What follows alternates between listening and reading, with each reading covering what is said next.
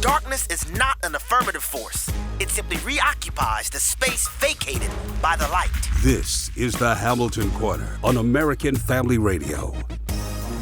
It should be uncomfortable for a believer to live as a hypocrite. Delivering people out of the bondage of mainstream media and the philosophies of this world. God has called you and me to be his ambassadors, even in this dark moment. Let's not miss our moment. And now, the Hamilton Corner.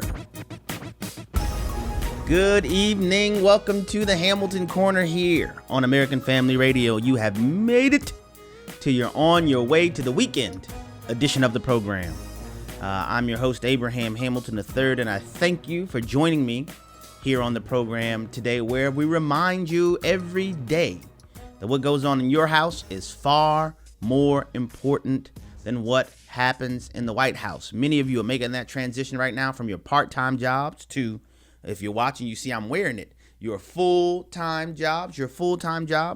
I describe your part-time jobs as where you generate an income. Your full-time job is where we cultivate an outcome. I like that, John. Where we cultivate an outcome. Why do we say that? Because serving in our families is a primary context that God has given us to discharge faithfulness to him through. It is not the exclusive context, but it is a primary context. All too often, primacy and importance is placed on things outside of our homes. But I want to encourage you to adopt the moniker that family is my full-time job. Not because we want to ignore other things, but we certainly don't want to attend to other things at the expense of our families. And I'm also excited to announce that registration is open right now for the 2021 Marriage, Family, and Life Conference that is put on by the American Family Association. I know some of the listening audience has attended our previous conferences in the past. It is a central feature that we offer here through the American Family Association. It is a Marriage, Family, Life Conference for the entire family. In addition to addressing the issues pertinent to marriage, family, and life for the adults, we also have a youth apologetics track for the conference. It is truly a conference for the entire family. And I want to let you know that the early bird registration is now available. From now through April 1st, the early bird registration is available. The conference begins in June of this year in Tupelo, Mississippi at Hope Church. I'm telling you, you don't want to miss this. I'll be talking more about who will be there. We have a slate of speakers who are prepared to be there. Dr. Michael Brown will be there. We will have a panel surrounding In His Image film with Laura Perry, Stephen Black, and others. Miki Addison will be speaking at the conference. I will be speaking at the conference. You don't want to miss it. It is going to be amazing. And let me tell you, I'll tell you now. Come close, I'll tell y'all the secret. The theme for the 2021 Marriage, Family, Life Conference is by design. By design. We have adopted the theme that we not only want to lift up God's institutions of marriage and family, but we want to do so as he has designed them. I know that it is kind of in vogue for people to abandon God's standard for these matters, but I just want to let you know that we at the American Family Association, we ain't going nowhere. It is God who has designed marriage. It is God who has designed family, and we endeavor to uphold and, get this, to celebrate his design, to celebrate what God has done in crafting and putting together the institutions of marriage and family. So you don't want to miss that. The website is marriagefamilylife.net. I'm telling you, it's going to be a blast. It's going to be a blast. All right.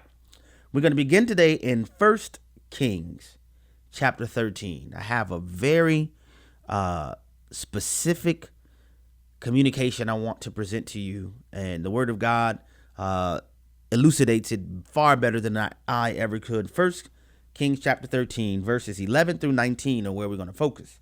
But to explain a bit of the context, what all happened in this chapter is that it immediately follows Jeroboam's placement of golden calves at the two cities of Dan and Bethel in the northern kingdom of Israel. If you recall, Jeroboam presides as the first king over the divided northern kingdom of Israel, which at this time is separated from the southern kingdom, which is Judah. All right. And in the verses that precede the particular text that we're going to delve into today, the Bible says that God sent a man of God, doesn't name him, but God sent a man of God out of Judah to prophesy against Jeroboam in Bethel. Now, I want to explain what all has transpired there. The northern kingdom has become so corrupted, that God ordains a prophet to travel from down south up to the north to confront Jeroboam. When the man of God prophesied against Jeroboam, Jeroboam got hot. He yelled to his goon squad, his guards, to seize him, to arrest him, because he wanted to put him in jail. And then when Jeroboam stretched out his hand saying, "Seize the man of God," Jeroboam's hand became leprous. Then Jabo, that's what I call him, Jabo wanted to become contrite. "Oh, please pray for me, pray for me," because his hand had become leprous. And so the man of God does pray for him, and he literally tells him, "You know what? There's another king from the house of David who's going to rise up, and he's going to sacrifice on this altar, that the place that the high places the priests and others made." And he literally prophesies Josiah's later ascendancy to the throne. We talked a little bit about Josiah's reforms yesterday. Well, in addition to that, God had already told the young man, the man of God, the young prophet who he sent from Judah to go prophesy in Bethel in the northern kingdom. He said, "Now listen, after you do what I tell you to do, don't stop, don't take any pit stops, don't go in anybody's house to eat, don't drink water in that place. You don't come back to Judah by the same route that you took to go to Bethel in the northern kingdom of Israel, but you come back by a different route." And so the young prophet was like, "Bet, that's what I'm going to do." So here we go. Verses 11, we'll pick up in verse 11. It says, now, 1 Kings 13, verse 11. "Now, an old prophet lived in Bethel, and his sons came and told him all that the man of God had done that day in Bethel. They also told their father the words that he had spoken to the king. And their father said to them, 'Which way did he go?' And his sons showed him the way that the man of God who came from Judah had gone. And he said to his sons, 'Saddle the donkey for me.' So they saddled the donkey for him, and he mounted it. And he went after the man of God and found him sitting under an oak. And he said to him, 'Are you the man of God who came from Judah?' And he said, 'I am.' Then he said to him, 'Come home with me and eat bread.' And he said, 'I may not return with you or go in with you. Neither will I eat bread nor drink water with you in this place. For it was said to me by the word of the Lord, you shall neither eat bread nor drink water there, nor return by the way that you came.' And he, the older prophet, said to him, 'I also am a prophet as you are.' And an angel spoke to me by the word of the Lord, saying, 'Bring him back with you into your house, that he may eat bread and drink water.' But he lied to him. So the young prophet, the man of God, went back with him and ate bread in his house and drank water." Let me unpack a little bit of what's going on here. So in verse 11 notes that this old prophet lived in Bethel. Lived in Bethel. That should have been an indication as to how the man of God from Judah should have perceived what was happening. Because for whatever reason, God sent the young man to come from Judah to travel miles north into the northern kingdom to prophesy. But the older cat lived in Bethel. So why wasn't he the one God called to go and confront the wicked King Jeroboam? Next, the Bible says that his sons. When the word sons that is used there in the Hebrew doesn't necessarily mean that they're biological offspring. You may recall from Elijah and Elisha's relationship, there was a phenomenon in the Old Testament Israel where when there were spiritual leaders or prophets, they would often have what's called schools of the prophets, and where sons were often used to describe disciples. All right. Disciples. So the disciples of the older prophet, who also lived in Bethel, heard that this young cat came from Judah, and man, he had the intestinal fortitude to confront Jeroboam with the word of the Lord. Why is that remarkable? Because a lot of the people in the northern kingdom were afraid of Jeroboam because he had no druthers about executing anybody who didn't say what he wanted them to say.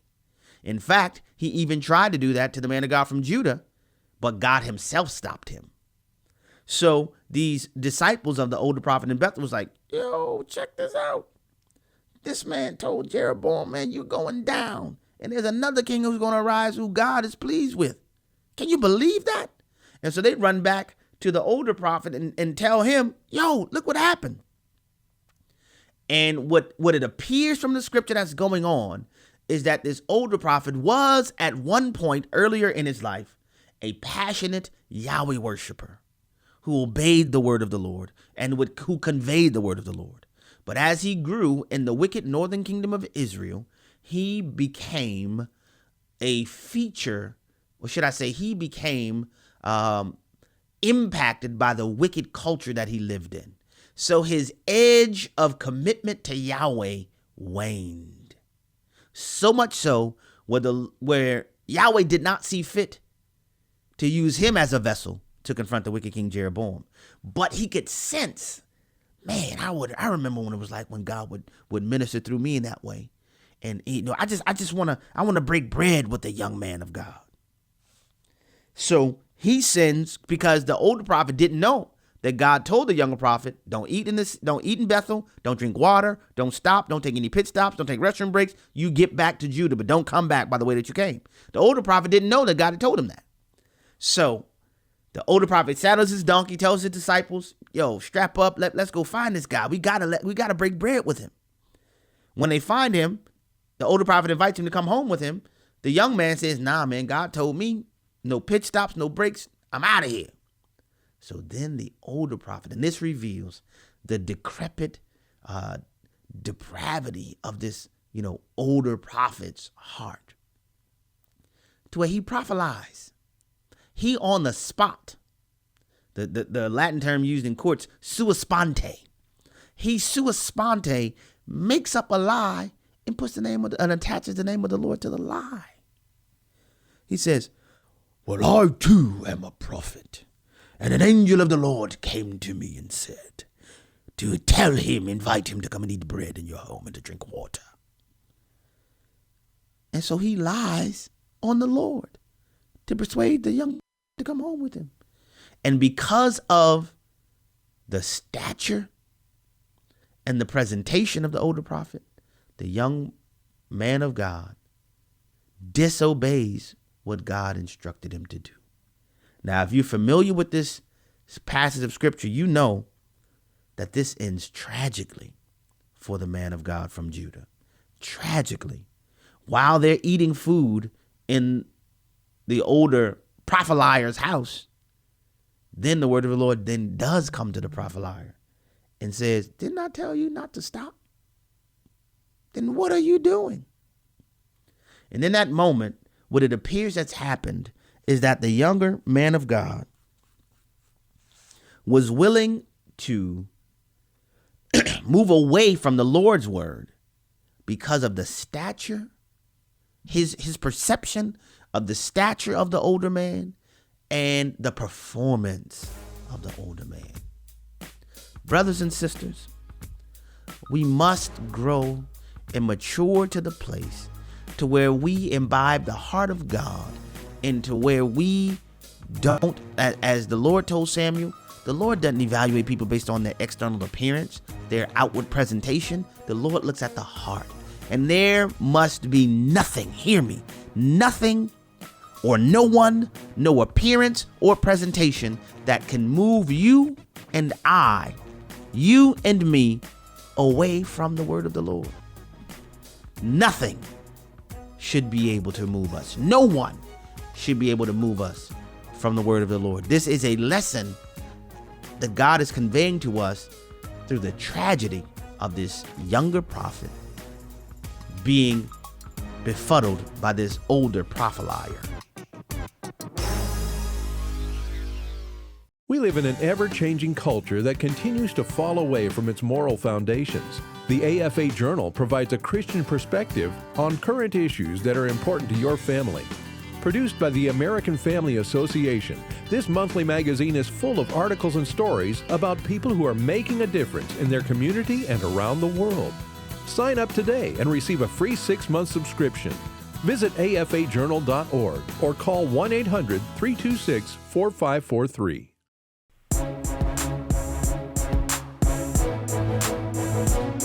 Shining light into the darkness. This is the Hamilton Corner on American Family Radio. Welcome back to the Hamilton Corner here on American Family Radio. I forgot to tell you, if you're watching, you see me wearing my full-time job shirt. You can get yours if you want 1 or 2 or 10 by going to afastore.net. afastore.net is where you can get your full-time job shirt. Ladies and gentlemen, it is my distinct honor and pleasure to have on the program with me now a dear brother in the Lord, a friend, a colleague, a brother in arms, my friend and Director of Policy for the American Family Association, Rob Chambers. Rob, thank you for joining me on the program here today. Great, Abe. Thanks so much. It's a privilege to be here. Oh, man, the privilege is mine. So I want to jump right into it because I started talking about this yesterday because I know the Mississippi State Legislature held a vote late last night on the Mississippi Fairness Act. It's Senate Bill 2536, authored by a courageous state senator in Mississippi, Senator Angela Hill. And, I sensed some funny business going on, and I was quite befuddled that in red state Mississippi, there were some questions as to whether or not this bill would actually make it out of the Senate in time. So, but before we jump into that, I wanted to invite you, as Director of Policy for AFA, just to explain to our listeners a bit of the background and the history and even the text and substance of Senate Bill 2536. Okay, sure, Abe. Yeah. So this bill is not the first time that AFA has tried to get this legislation passed. It's even gone back even a year before, maybe even 2 years. But last year we worked hard to get this passed, and the Senate chairman last year told me, he came up with some lame excuses, and but anyway, they killed the bill. The chairman called me and said, Rob, we're not going to bring your bill up, or we're not going to bring the bill up. It was Senator Hill's bill last year as well. And so Senator Johnson said, we're not going to bring your bill up. And so, of course, you can't, force a piece of legislation out. So we're certainly disappointed, especially when we see the culture all around us changing their values and trying to force their values upon us and our children in public education. So this year, leadership, I mentioned the leadership, said we really need to work hard to get this bill passed. It's almost all hands on deck. And so this year the bill came up, and again, as you mentioned, courageous Senator Angela Hill, she's the sole author, and there were 0 co-sponsors onto her bill when the bill was debated on the floor last night. And so this bill, basically what this does, and it's very simple. I'm going to read to you the line that's the central part of this bill. It says, quote, athletic teams or sports designated for females, women, or girls shall not be open to students of the male sex, end quote. Now, it's that clear, folks. It's men shall not be playing in girls' sports. So even at those that would be considered transgender, those males who would consider themselves to be female are banned from performing in school sports. So the bill came up last night and... Wait, banned completely from performing in school sports? Yeah. Or just banned from participating in... Banned completely from school sports or banned from participating in girls' sports? Girls' sports. Okay. Yeah. Yes, it bans. It bans males from performing in girls' sports in public high school and college athletic events. Got it. Yeah. So this is remarkable because you said that this bill was presented last year.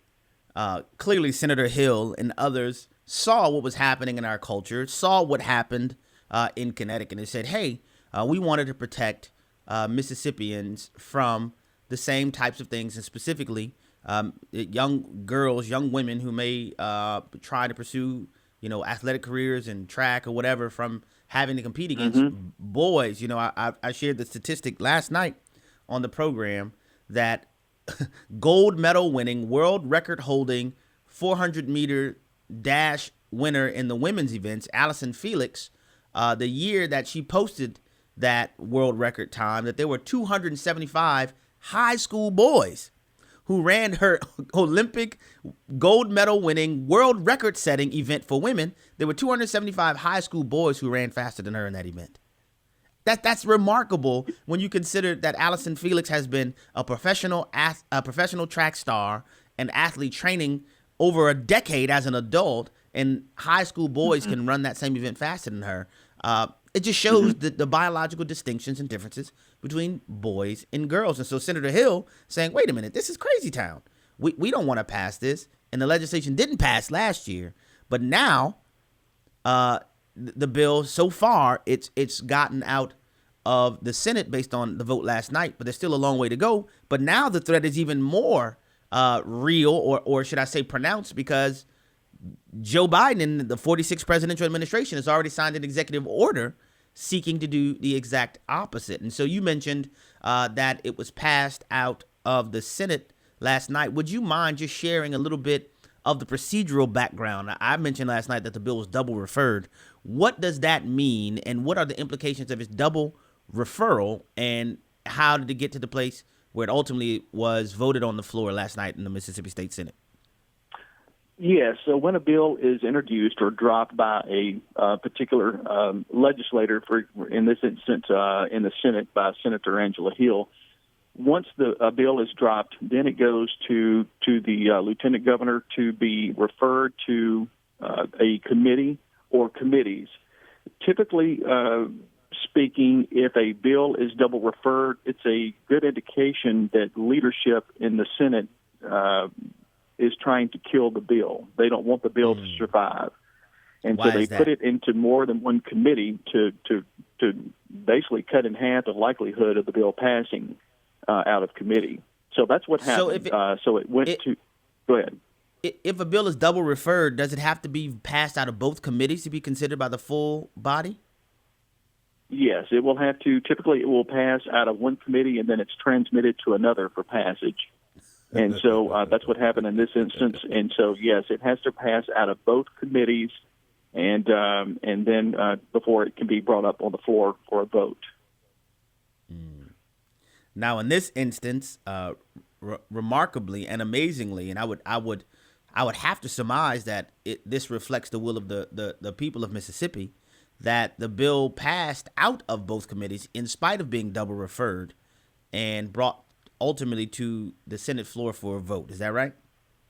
Yes, absolutely. Yes, these committee chairmen, one is Chairman John Polk, and another one is Chairwoman Rita Parks, and they, against strong opposition, and my sources at the Capitol are telling me that the strong opposition even comes from, or was coming from, the top state Senate leadership, and that would be Lieutenant Governor Delbert Hosemann. And so that's where that's what we've been dealing with this session. And you have that's why it's kind of odd. The bill passes out of these committees. The bill, this type of legislation polls very high in Mississippi, even has strong bipartisan support across voters in Mississippi. So meaning, Democrats recognize the value of boys not competing in girls' sports. So, they get it. But here again, it passes out of these two committees, and then for some reason it stalls on the Senate floor. And the explanation I was given is that the lieutenant governor was opposed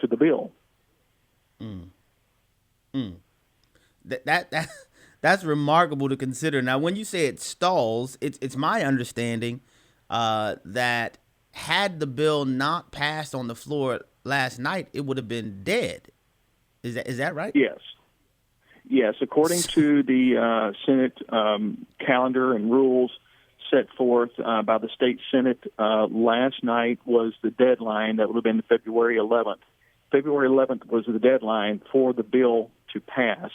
If it did not pass last night, then the bill would have been dead, much like it was last year, except it didn't pass out of committee. It died in committee. And how long ago did the Mississippi State legislative session begin? The legislative session began the 1st of January. I think I'm somewhere around January 4th, something like that. So within the first week of January. So basically, you have a month and a half. They've had all of January. They've had all of January, and then all until last night to iron out any problems with this bill. And I had one constituent contact a senator who communicated with one of the chairmen, and they said, "Well, there's problems with the bill." Well, there's zero problems with the bill. This is a very clear-cut bill. And so oddly enough, the report I was getting back was that one of these chairmen that could bring this bill up for a vote was saying that, well, it didn't say anything about preventing girls from playing in boys' sports. So they were saying that was the problem with it, because it's not protecting boys from girls. So, this is a very narrow, tailored bill to specifically, again, like as I said, I read the bill earlier. It's to protect girls' sports, and that those athletics shall not be open to students of the male sex. So last I saw, I didn't know there was a Title IX to create boys' sports. I didn't either, Abe. and some people may be wondering. I'm just going to tell you, Rob, what my beef is, because a lot of people don't realize that the swamp is not solely located in D.C. All right, you have a Republican-dominated state legislature with a bill that most political conservatives would say, "Oh, that's a no-brainer." Then you have the reality of the executive order signed by Joe Biden, and you still have Republican state legislators dragging their feet, hemming and hawing, and the thing that really is grating to me, that many of these same people will go back to their districts and pound their chest as to how conservative, and even many of them, how much they adhere to a biblical worldview in their districts. But when they get to the state capitals, they drag their feet and say, "Oh, there's something wrong with the bill that seeks to do nothing but to prevent." I shared yesterday in the program, there's an MMA fighter. It's a transgender woman, which means it's a man physiologically who identifies as a woman. He has cracked the skulls of 2 women in MMA fights. Mm-hmm. And we're standing around and twiddling our fingers and acting as if there is not a distinction between men and women. And it is frustrating to me to have these elected officials who will mislead their constituents and get to their local swamps and would defeat a measure like this. It's grating to me, Rob. Well, it is. It's very grating, and and I used to be down in Jackson, Mississippi, doing what I do now at the state level, and it goes. My battle and standing for truth and what is good goes back, maybe 15 years. And have seen how what you just described, people claim to be one thing to their constituents, but then they show up down at the Capitol. They lie to your face. They tell you they're going to do one thing and they do something different. And so that's why it's really important for not only in Mississippi but for all across the country for citizen voters, Christians to be engaged in the political process, to know who your elected representatives are, all the way from the school board, on up to governor, but to be engaged, especially at the local level, and hold them accountable. And that's what I had to do in this particular situation is really hold a couple of people strongly accountable to do the right thing. It's sometimes that's what we have to do, and say this is the way that we shall walk, and we walk in it. And thankfully, this particular I'm just thankful that the Senate prevailed to do the right thing. I'm just very thankful for that. But more people need to understand that just because they, as you said, beat their chest that they're Christian conservatives, but that's not always the case in how that verbiage translates into votes at the state capitol. I mean, that follows what I've been saying, especially following the election and 2020 elections. I've been encouraging people on this program to live locally. I say every day, what goes on in your house is far more important than what goes on in the White House. And then from our home, as our home base, we then work out in our local and immediate communities. And for far too long, too many of us have had such a rampant focus on Washington, D.C., and we've kind of ignored our local areas. Do we know the local school board members? Do we know who they are? Do we know who our local state representatives, our state senators are, our city council members are, local aldermen? Do we know who they are? And if we don't, it's a high time to get to know them. And some of you who are listening to me now, you need to become those people. You need to become the local school board member, become the local state representative, become the local sheriff, become the local state senator, because we must live locally. Now, I know that we've been talking about this particular bill in Mississippi, but it actually has national implications, and I want to get to that on the other side of the break. You probably hear that disrespectful music. It means that we're coming to the end of this segment, but when we come back on the other side of the break, I want to discuss some of the national implications from this legislation. Well, first, I want to discuss where this bill, the Mississippi Fairness Act, is in the process.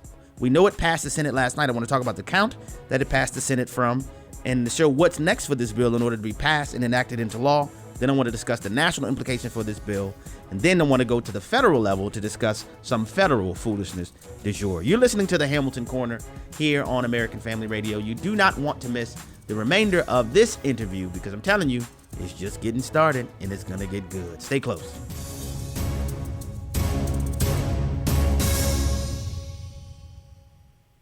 Like no other nation, Americans have lived under the blessing of prosperity and liberty.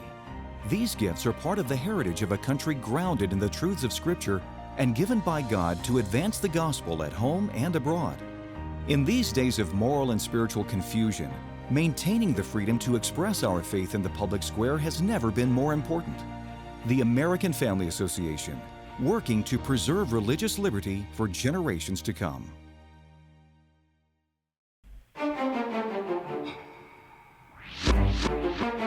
The Hamilton Corner podcast and one-minute commentaries are available at afr.net. Back to the Hamilton Corner on American Family Radio.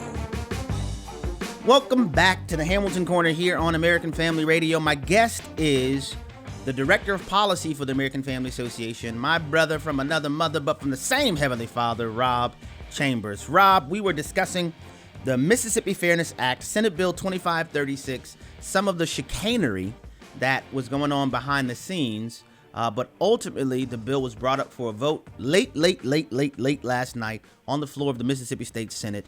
Would you explain to the audience what all transpired and whether or not, well, I kind of already said it, what all transpired when this bill was finally passed by the state Senate last night? Yes, the bill to protect girls' sports in the state of Mississippi and public high school and colleges passed last night. And we mentioned it was double referred by two committees and passed out of committee. And last night it was the very last bill to come up for a floor vote. So they pushed it. They kept pushing the bill back. And so to delay the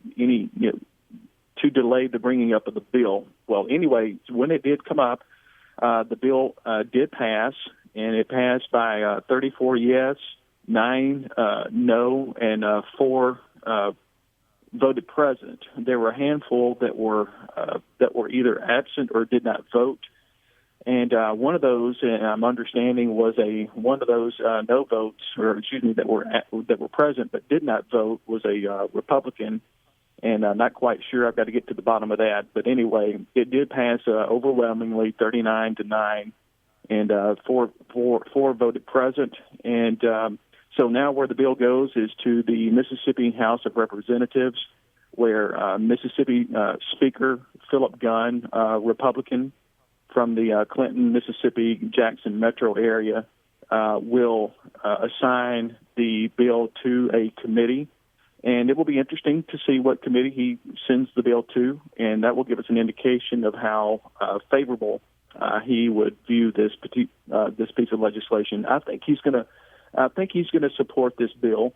It's common sense legislation. You know, I'm in my office right now. I'm looking at my coffee cup. It's got the Southern Baptist Theological Seminary. Actually, Philip Gunn, Speaker Gunn, was on the chairman or on the board of directors for that seminary. So where Al Mohler is. So if Speaker Gunn doesn't understand the moral implications of something like this, then we're really suffering down here.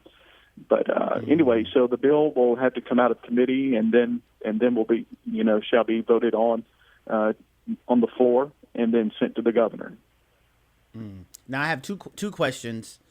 Before we go too far to the House side, I know Senator Hill, like I said, a courageous warrior for the truth, standing firm in the halls of the state legislature in the state of Mississippi. She was the lone author of this bill, but something magic happened that after the bill was passed on the floor of the Senate. Do you want to do the honors of explaining to the listening audience, the American people, what magic occurred after the bill was passed? I would like to. Yes, I would like to do that. You know, it's please do. Yeah. So I'm watching this debate, and as it's unwinding here, and then let me back up and say this: there were zero when Senator Hill presented the bill from the floor, as they say from the well, that she received zero questions on the bill. None. No Republican, no Democrat questioned any aspect of the bill. So I found that to be very interesting because it's common sense. It's common sense legislation. So anyway, once the bill passed, then there's a window of opportunity to people to change their votes, and there were some people that voted against the bill, but then they changed their vote to present. So some of these Democrats that voted against it turned around and switched their vote to present. That's why you have 4 present votes. And so then, but there were some light bulbs that went off, Abraham, in several people's minds. They after the bill passed, they saw the significance of this bill for whatever reason, and they said, "Hey, I want to be a co-sponsor of this bill." And so you had, I don't know the exact number, but there had to be at least about 10, 12 people signing on, senators signing on as co-sponsors to the legislation after the bill had passed. That's so rich. So none of these jokers wanted to be co-sponsors before the vote. Now they want to be co-sponsors. Go ahead, Rob. I'm sorry. And I understand that that's not unprecedented to do that, but here's the issue. Sure. As you mentioned earlier, that you had the executive order from Biden, and it's not like this is anything new to us. And this is a significant piece of legislation. You know, these senators should have had their name on the line, in my opinion, should have had their name as co-sponsors from the very beginning, and being out in front with Senator Hill on this piece of legislation. But here's what's going on. You have Senator Hill with a Kaiser blade or a sling blade, and she's going through the jungle clearing a path, and she basically prevails with the support of Senators John Polk and Senator Rita Parks. But she clears the pathway, and then she and these 2 chairmen get at the end, and then they turn around and then hear all these host of legislators or senators saying, "Hey, I want to, I agree with you. I agree with you." After the battle's already been won. Right. Yeah. It's unfortunate, but as you said, it's not unprecedented. But it's just we need statesmen more than we need politicians. You know, we need people that'll take up the ground, stand firmly on truth, and that will lead in truth. You know, but I know that that's an uncommon virtue in our day and age and in our society, and so that's just another example of that. And I hope there'll be more people as the bill moves over to the House that will be willing to step up and say, hey, we'll sponsor it on the front end instead of waiting until all of the, you know, the proverbially speaking, the shots have been fired, and then they say, yes, we won the war. You know what I mean? Now, you mentioned that it's on the House. I don't want to. Go ahead. I don't want to minimize what, you know, them signing on as co-sponsors, but it's just, sure, I'm thankful for that. But you know, Johnny come lately, I guess, is better than no lately at all. Yeah, Johnny come lately is better than Johnny not coming at all. Yeah, I agree with that. So I agree with you. I don't want to minimize that. That is significant, but it's just, you know, it is Johnny coming lately. All right, the bill is on the House side. You said that House Speaker Philip Gunn has the prerogative to assign the bill to a committee. The two questions that I have. First, is there a potential for the bill to be double referred on the House side? That's my first question. And secondarily, you said that the committee that he assigns it to gives you a good indication as to a good indication as to the bill's potential going forward. So the first question, is there a potential for this bill to be double referred on the House side? Well, I think it's yes. I think it's not only potential for it to be double referred. I've even seen them to be triple referred. If they really want to kill it, they'll send it also to the Rules Committee, and that's that's hanging the wreath on the bill. You know, that's saying it's dead. Typically, when it goes to the Rules Committee, I don't anticipate that happening, but the potential is there for Speaker Gunn to double refer the bill. And but I think Speaker Gunn sees the value in this piece of legislation. I think he understands it's common sense legislation. I mean, look, it's only like the guts of the bill is only maybe like a paragraph. It's just no nonsense, and so he understands that, and he even allowed, so I understand, two representatives yesterday to amend a bill to add some provisions similar to what passed in the Senate. So he's already kind of signaled his support for this type of legislation. He signaled that yesterday. There's also U.S. Congressman from Mississippi, Michael Guest. His wife has been very vocal about her support for this piece of legislation. I know that the Attorney General. Well, here's an interesting thing. Since I mentioned Attorney General Lynn Fitch, she signed an amicus brief for the Idaho bill last year, and which the amicus brief that she signed on to in defense of a bill in Idaho is very similar to the bill of Mississippi's bill. So we know that the AG is supportive or has shown support of legislation like this, and Department of Agriculture, Andy Gibson, very strong Christian man in the state. He has come out in support of it. Secretary of State Michael Watson has come out in support of it. Shad White, who is I'm thinking the accountant guy. Anyway, he's come out in support of it. So Speaker Gunn understands that there's a lot of political pressure to get this passed, even though it's a no-nonsense, common sense piece of legislation. Now, you mentioned that there was a bill passed last year in Idaho along this front. We spent so much time on this bill. Yes, it's a piece of state legislation, but the bill actually has national implications. Rob, do you want to speak to the national implications of this particular piece of legislation? I do. You know, I mentioned the Idaho. There was a bill that was introduced in Idaho and passed, and as I understand it, Idaho is in the Ninth Circuit Court of Appeals, and that bill. Let me explain that what you're saying. The state of Idaho federally falls within the Ninth U.S. Circuit. Really, not in recent history, the Ninth Circuit has not been a welcome place for constitutionalism and conservative legal principles. So it's significant that Idaho, yes, has passed their bill, but it's important that the push for this type of law extends beyond the parameters of the Ninth Circuit. Is that about right? Absolutely, yes. Thank you for breaking that down. And so that Idaho bill was challenged and appealed to the Ninth Circuit Court of Appeals, and that the bill to prevent boys performing in girls' sports, that bill was struck down by the Ninth Circuit Court of Appeals. So that bill, although it passed, is now no longer in effect because it got shot down by the Ninth Circuit Court of Appeals.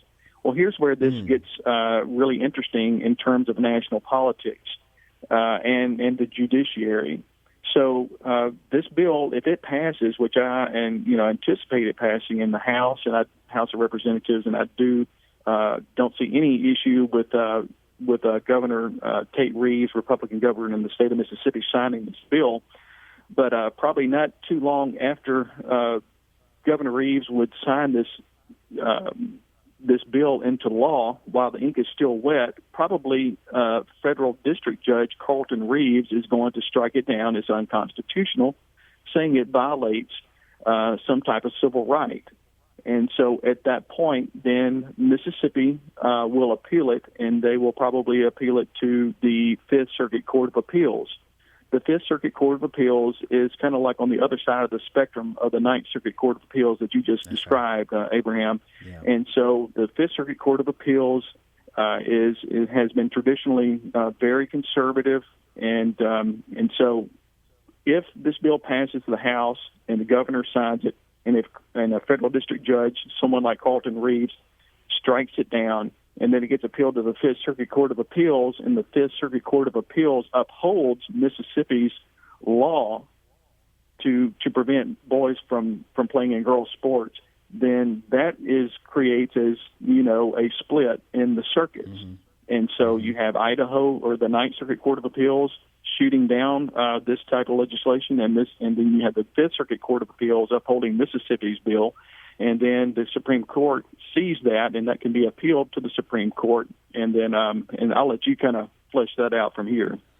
Yeah, and so what that will do, once again, it will place before the Supreme Court an issue not directly equivalent to the Bostic case that Justice Neil Gorsuch ruled on concerning Title VII, but it is the manifestation that in the Bostic case, Neil Gorsuch literally wrote, well, there are other issues we're going to have to address. Well, sir, here's one that will be delivered right on your doorstep, because usually the way that cases arrive at the Supreme Court is that you do have a split among the circuits. You have one circuit of the U.S. federal judiciary that says one thing, and another circuit says another thing. And I want to mention that Mississippi appealing to the Fifth Circuit Court of Appeals is not a matter of prerogative, but because of Mississippi's placement, Congress has allotted all federal appeals that come through the state of Mississippi, they have to be appealed to the Fifth Circuit Appellate Court. So that is how these things work. So this legislation, though it is local, or dare I say, or a state-based piece of legislation,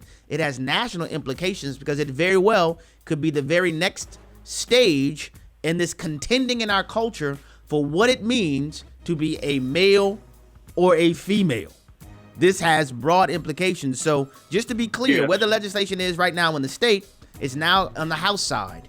In order for the Senator Hill's bill to become law in the state of Mississippi, the House of Representatives have to pass it, and then Governor Tate Reeves has to sign it. But as Rob just explained, though this is a state issue, it has national implications. And so this will be very well, it may very well likely be the next stage in the public contending in our country, whether or not he made them both male and female. That is how significant this piece of legislation is. Rob, thank you for coming on the program. I have to get you back on because I want to talk about something else in a future program. But thank you for coming on today, my brother. The views and opinions expressed in this broadcast may not necessarily reflect those of the American Family Association or American Family Radio.